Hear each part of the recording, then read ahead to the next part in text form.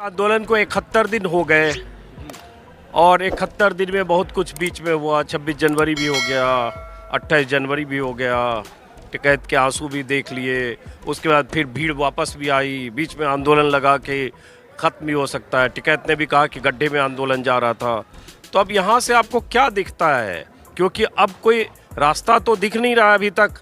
कील भी थूक गई है सब जगह बैरिकेडिंग लग गई। हालांकि अभी मैं देख रहा हूँ यहाँ से कील कुछ उखड़ी है। गाजीपुर बॉर्डर में जहाँ कीलें लगी थी अभी मैंने देखा कीलें हटाई जा रही है, लेकिन टिकरी बॉर्डर, सिंघू बॉर्डर और यहाँ तक कि गाजीपुर बॉर्डर जहाँ मैं हूँ, हर जगह इतनी कीलबंदी है, किलेबंदी है। तो क्या लगता है आपको अब क्या होने वाला है? भाई होने वाला देखो, हमारी डरता तो कुछ है नहीं। हम तो शांति प्रिय और आशावादी किसान हैं। मान लिया एक फसल हमने कमाई और कोई प्रकोप हो गया कुदरती और वो खत्म होगी तो फिर दूसरी पे लग जा। तो हम तो आगे की आशावादी हैं, आशा के करते रहें। इनसे भी आशा कि भगवान इन्हें सद्बुद्धि दे और ये किसानों की बात मान ले, तो फिर किसान अपना जाने के लिए घर तैयार हो जाए। नहीं तो लगता है किसान की बात से मतलब कानून वापसी है। वो सरकार तो साफ मना कर चुकी बार बार, तो वापसी तो ना होने से रही अगर सरकार की माने तो 1.5 साल वाला एक प्रस्ताव है जो मोदी ने भी कहा 1 कॉल की दूरी पर है, उस प्रस्ताव पर बात करना चाहिए। तो उसके बारे में क्या सोचते हो आप? भाई प्रस्ताव तो हम पहले से सुनते आ रहे हैं, उस पर तो हम एग्री है नहीं ना, हम उसे माने। एक बात बताओ आप, हमारे गले में एक फंदा घेर दिया और उसे कह दी कि 1 साल बाद में खींचेंगे, तो मैं तो उस फंदे से पहले ही निपट लूँगा। क्यों ये डर रहेगा हर वक्त ये फंदा पड़ा भाई, वो 1 साल बाद खींचे ही खींचेगा। इससे तो बहुत अच्छा है कि वो फंदा आज ही कैड़ा कर दिया जाए। उसका स्टे का या उसका कोई मतलब नहीं है ना, हम उस पर एग्री पहले से ही। जो इन्होंने वार्ता करी ये बार बार कुछ ना कुछ बदलते रहे, लेकिन किसान की तो बिल्कुल क्लियर जो 3-4 मांग हैं। भाई MSP कानूनन लागू करो, और जो ये आपने काले कानून लगाए जब हमें ये खट्टे लग रहे, हमारी समझ में नहीं आ रहे, फिर हमने इनसे एक बात की, भाई वो मास्टर ले आओ, उस मास्टर ने ढूंढ के लाओ जो हमारे फायदे गिना दे। ना वो मास्टर आ रहा, ना मोदी जी तो फायदे गिना रहे, वही मास्टर है, वो फायदे तो इतने गिनाए। उसके समय उसमें गणित आया ही नहीं। भाई वो गणित तो बताना चाहिए कि इस जरब गुणा से ये यूँ फायदे हैं, वो इन पे है नहीं। बस एक बात है कि तुम्हें फ़ायदा, मान लिया हमें आप नीम की चटनी बना के और ज़बरदस्ती खोल लगो, तो हम तो उसकी उल्टी करेंगे, खा तो सकते नहीं उसे।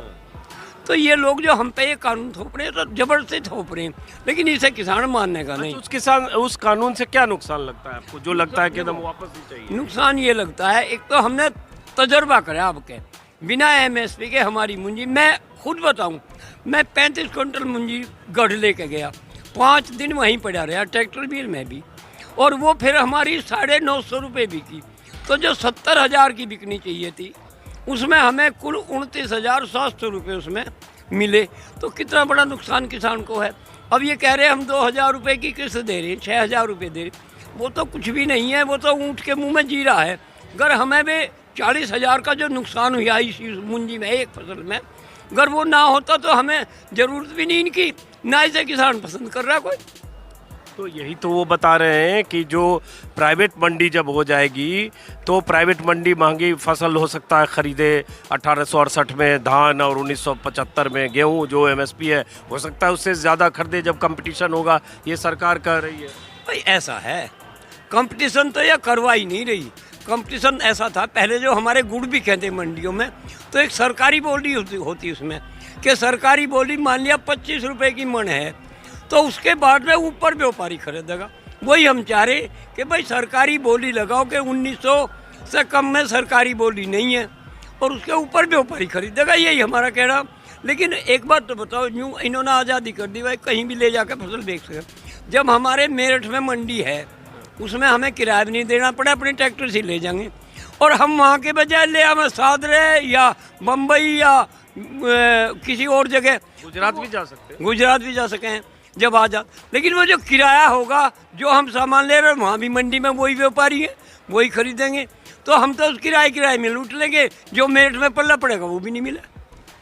कॉन्ट्रैक्ट फार्मिंग से भी तो फायदा होगा। ताऊ कह रहे हैं कॉन्ट्रैक्ट फार्मिंग होगी, उससे कंपनी से आपको पैसे मिलेंगे, कंपनी जो भी फसल के लिए बीज सब चीज़ सुविधा देगी, उससे तकनीकी देगी, आधुनिक उपकरण देगी। आप लोगों के पास पुराने 30-30 साल पुराने ट्रैक्टर हैं जो हार्वेस्टिंग के हथियार औजार नहीं है, वो सब कंपनी देगी, ये सरकार के लोग कह रहे हैं। तो इससे आर्थिक स्थिति किसानों की सुधरेगी और कृषि में रिफॉर्म आएगा।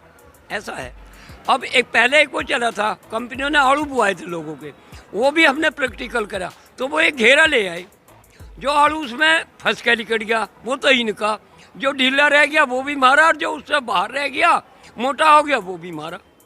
तो ये सब तजुर्बे किसान ने कर। छल्ले में एक छल्ला का जिक्र कर रहे हैं बहुत सारे किसान, बताते हैं कि जब आलू कॉन्ट्रैक्ट फार्मिंग के तहत होता है तो छल्ला होता है, उस छल्ले से आलू का साइज मापा जाता है चिप्स के लिए और बाकी चीज़ों के लिए, उसी का जिक्र कर रहे हैं जो भी इस तरह के फसल कॉन्ट्रैक्ट फार्मिंग की तरफ पैदा होते हैं।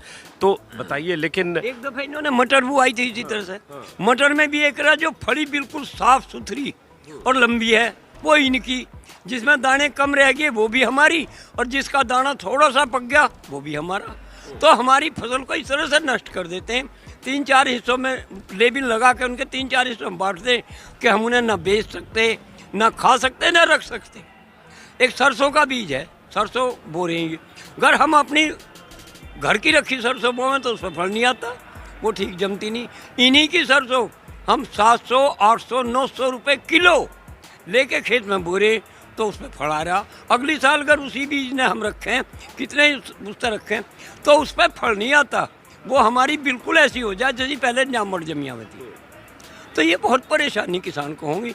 और फिर कॉन्ट्रैक्ट फार्मिंग में आज इन्होंने हमारा खेत ले लिया 10,000 रुपये बीघे में, उसमें ये कहेंगे हमें तो घाटा आ गया, फिर ये कहेंगे 5,000 रुपये बीघा, तो हम तो मजबूर हो जाएंगे क्यों, हमारे पास साधन नहीं रहेंगे, हमारे पास बीज नहीं रहेगा, हमें यही पता नहीं हमारा डोला कहाँ था, फिर हम आपस में लड़ेंगे भाई मेरा डोला हेलो था, दूसरे का गमे। सरकार तो ये करी, कॉन्ट्रैक्ट फार्मिंग को ज़बरदस्ती तो है नहीं, जो लोग कॉन्ट्रैक्ट फार्मिंग में जाना चाहेंगे वो कॉन्ट्रैक्ट करेंगे, जिनको नहीं करना होगा वो नहीं करेंगे। ऐसा है उसमें। मान लिया मेरे पड़ोसी ने कॉन्ट्रैक्ट फार्मिंग में दे दी, वो ना करने वाला है और मैं मेहनत करके खुद उगाने वाला हूँ, तो मुझे भी मेरी भी कई एक मजबूर हो जाएगी, चारों तरफ मेरे कॉन्ट्रैक्ट फार्मिंग हो जाएगा, बीच में ना मुझे जाने का रास्ता होगा, ना बोने का रास्ता होगा, ना मैं बो सकता, ना मैं कहीं से पानी ला सकता।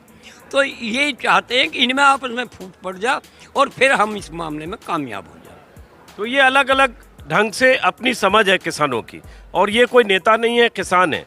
और इसलिए मैं चाहता था कि जरा जो किसान हैं जिन्हें आशंकाएं हैं इन कानूनों को लेकर, उनसे भी समझें और आप भी समझिए कि वो क्या कहना चाह रहे हैं और क्या उनकी आशंका है।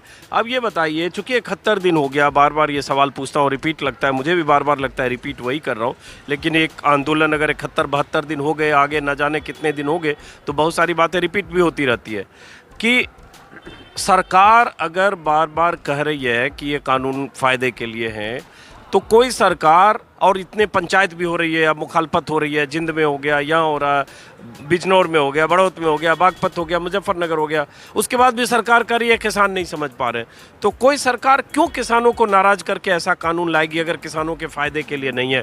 ये भी सरकार के लोग कह रहे हैं। ऐसा है, जब छोटा आदमी बड़ी जगह पहुँच जा ना, तो वो अपने पुराने में भूल जा। अब इन्हें यूँ दिख रहा कि हमारा तो बहुमत है, हमें कोई गिरा नहीं सकता, लेकिन इसी प्रजा ने तो इनका बहुमत सिद्ध किया, और यही प्रजा आज नाराज है। जब राजा की प्रजा नाराज हो जाएगी तो फिर राजा नहीं है वो, फिर तो उसकी मुखालफत होने लगी। और अब आने वाले चुनाव में इन्हें यूं भी पता लग जाएगा कि किसान की क्या अहमियत है, क्या नहीं है, और इन्हें यहाँ तक पता लगेगा। मैं सही तरीके से बता रहा हूँ, अभी एक वहाँ दबर से गाँव, उसमें छूर गाँव में एक वो थी तेहरामी, उसमें भाजपा का एक विधायक जो हमारे यहाँ से है, सिवाड़ खास से, जितेंद्र, वो पहुँच गए बिना ही न्योते के वहाँ पहुँच गए वे। खैर लोगों ने जब गए तो बैठाना तो था ही, बुजुर्गों ने उन्हें बैठा लिया। तो गांव के जो बच्चे थे ना, जब वो निकलने लगा तो उन्होंने उस विधायक के ऊपर जो ताजे गोसे पथे हुए थे वो हाथ में लेके गोबर और घेरना शुरू कर दिया। गाँव वाला धमकाए भी, यूँ कहा नहीं बाबा हम इनका स्वागत कर रहे हैं, पहले आते हुए का स्वागत कर रहे थे, अब जाते हुए का स्वागत कर रहे हैं। उनकी कार पे भी, उनके शरीर पे भी, जो पुलिसकर्मी उनके साथ, सब पे गोबर। देखिए जब बच्चों के दिमाग में भी इतनी हीन भावना होगी कि भाई ये हमारे लिए गलत है, तो बुजुर्ग तो सब समझ ही रहे। अच्छा ये बताओ कि 28 तारीख को जिस दिन टिकैत वाली घटना हुई, जो भी उनके रोने का वीडियो आया, उस दिन के बाद क्या बदल गया यहाँ? उस दिन के बाद ये बदल गया। टिकैत साहब ने जो यहाँ से वो दिया एक चैलेंज मानो या एक उनकी भावना मानो, क्योंकि पुलिस जो थी वो बिना वारंट के टिकैत साहब को गिरफ्तार करने आई। हम लोगों ने पूछा, टिकैत साहब ने कह दी भाई अपना सामान भर लो, हम गिरफ्तारी देंगे, आंदोलन खत्म हो जाएगा। लेकिन हम लोग इस बात पर डटे रहे, वहीं थे कि टिकैत साहब इनसे यूँ तो पूछो कब वारंट कितने के ले रही है और हम सब आपके साथ जेल जाएंगे। उन्होंने कही नहीं हमारा वारंट तो थाने में रखा। तो हमने सबने यूँ कही जब वारंट थाने में तो आप यहाँ क्या लेना आए हो, हम गिरफ्तारी नहीं देंगे। तो उसका वो हुआ और टिकैत साहब ने फिर एकदम ये कह दी भाई हमारा वो वारंट भी नहीं है, हमें गिरफ्तार भी कर रहे हो, आप जाइए, हम ना गिरफ्तारी देंगे और ना आंदोलन ख़त्म करेंगे। और वो जो टिकैत साहब के ये कह रहे हैं वो आंसू नहीं थे, वो अंगारे थे। और उन अंगारों ने ये रोप लिया कि गांव में जितने भी वीडियो देख ली, आप लोगों की मदद हमें मिली उसमें, जितने भी लोगों ने वीडियो देख ली वो रात को ही चल दिए। और आज उसका आप देख रहे नज़ारा, अब लोग हमें लाने नहीं पड़ रहे। अब तो उनके दिमाग में एक चैन बन गई कि जितने जाओगे उस तो दूने आओगे, जितने जाओगे उस तो दूने आओगे। अच्छा ये बताओ, पहले मैं जो गाजीपुर में देख रहा था, यहाँ सरदारों के सिखों के बहुत लंगर चल रहे थे, बहुत लंगर थे। और जो पश्चिमी यूपी के लोग हैं या जो जाट हैं या जो और आसपास के लोग आ रहे हैं, किसान टिकैत समर्थक यूनियन BKU के, तो यहाँ लंगर कम थे। अब मैं देख रहा हूँ यहाँ भी कुछ लंगर चल रहे हैं। तो पहले इसमें ये बदला है कि यूपी से भी जो लोग आ रहे हैं वो भी अपने खाने पीने का सामान? पहले तो लोग खाली आ रहे थे, अब जो भी ट्रॉली आ रही, देखो आप यही देख लो, ये जो भी ट्रॉली आ रही वो अपने खाने का भी और ज़्यादा है, दूसरों के खाने के लिए भी हर सामान लेकर आ रहे हैं। कोई केला ला रहा, कोई चीनी ला रहा, कोई दूध ला रहा, कोई हलवा ला रहा है। तो अब भाई आप देख रहे थे हलवे में लोग प्लेटों में लिए फिर रहे, भाई खाओ। तो उनका मन बदल गया, अब वो कहने से नहीं आ रहे, अब तो उनका मन बदल रहा कि आंदोलन हमारे लिए है, हम ही करें। और जन जन आंदोलन हो गया। बच्चों के दिमाग में भी गाँव में ये वे यूँ कहते फिरते हैं बच्चे, हमने 3-4 गाँव में पता लगा, बच्चे कह रहे हैं कि सब जाओ हम यहाँ, हम ही काफ़ी हैं, सब जाओ हम यहाँ, बच्चे ही काफ़ी हैं। तो उसके प्रति भावना जो है वो बढ़ती चलेगी किसान की। और जितनी गवर्नमेंट हम पे जाती करेगी, इन किसानों की भावना उतनी ही आंदोलन के प्रति ज़्यादा बढ़ेगी। और ये कील विल जो बंद हुआ, ये सब मोर्चेबंदी हुई, इंटरनेट बंद हुआ, वो सबसे थोड़ा परेशानी तो हुई ना भाई। परेशानी तो देखो आंदोलन में आती है, जब हम किसी से लड़ रहे हैं तो वो अच्छी बात तो कहेगा नहीं। लड़ाई में तो खांडे बटे, एक मिसाल है पुरानी, लड़ाई में तो खांडे ही बटेंगे। आंदोलनकारी हमेशा दुखी करा जाता है ताकि ये आंदोलन का टूट जाए, लेकिन उसका दृढ़ निश्चय और आशावादी है वो, और उसकी उम्मीद है कि मुझे ये काम करना ही है, तो हमेशा सत्य की जीत होती है। एक बार फिर से नाम बता दो, कहाँ से हो? मेरा नाम जगत सिंह राठी, जिला मेरठ, गांव जंगेठी। उम्र कितनी है आपकी? उम्र मेरी 78 साल है। 78 साल के हैं जगत सिंह राठी जी। आपने इनको सुन लिया, इससे आपको अंदाजा भी लगा, यही विल पावर, यही इच्छा शक्ति किसानों की है। इस मोर्चे पर बैठे हैं, गाजीपुर के मोर्चे पर, सिंघू बॉर्डर पर, टिकरी बॉर्डर पर, जो जहां बैठा है इसी इच्छा शक्ति के साथ बैठा है। और उसके जहन में ये साफ है, जो किसान नेता कह रहे हैं कानून वापसी नहीं, तब तक घर वापसी नहीं। बीच में कुछ झटके लगे, बीच में कुछ आशंकाएं थी, हताशा थी, मायूसी थी, लेकिन उन सबको पार कर एक बार फिर आंदोलन में लोगों की मौजूदगी, लोगों की नुमाइंदगी बड़े पैमाने पर हो रही है। और जैसा कि मैंने वीडियो में बार बार बताया, यूपी और हरियाणा के लोगों की तादाद इन तीनों सीमाओं पर, तीनों मोर्चों पर पहले की तुलना में बढ़ी है। वैसे ही राजस्थान से लोग भी आए। फिलहाल इस वीडियो को ख़त्म करते हैं, इनके साथ फिर मुलाकात होगी किसी और वीडियो में। नमस्कार।